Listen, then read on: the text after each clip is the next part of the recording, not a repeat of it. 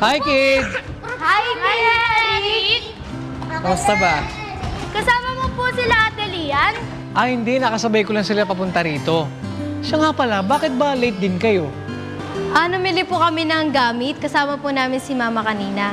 Pasok ka na nga pala next week, ano? O, kompleto naman ba yung napamili nyo?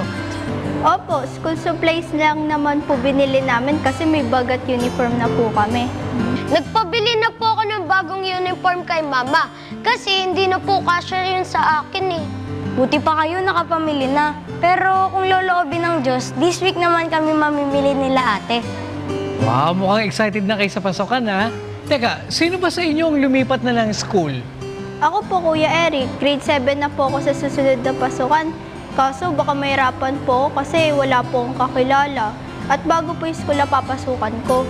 Liana, madali lang naman mag-adjust eh. Basta marunong ka makisama at gumagawa ka na mabuti sa iyong kapwa, hindi ka mahihirapan nun. Yan ang ilan sa mga dapat ninyong paghandaan pagdating ng pasukan. Siguro, basahin natin ang sinasabi ng Biblia sa 2 Timoteo sa 3 at 17.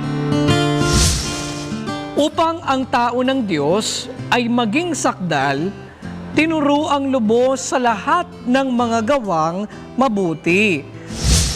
At dapat sa lahat ng aspeto ay lagi tayong handa. At yan ang ating verse of the day.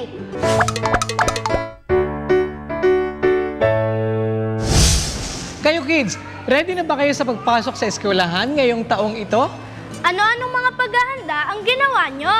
Abangan at pag-aralan natin kung ano ang dapat nating gawin bago tayo pumasok sa school. Lahat ng yan sa pagbabalik ng KNC Show!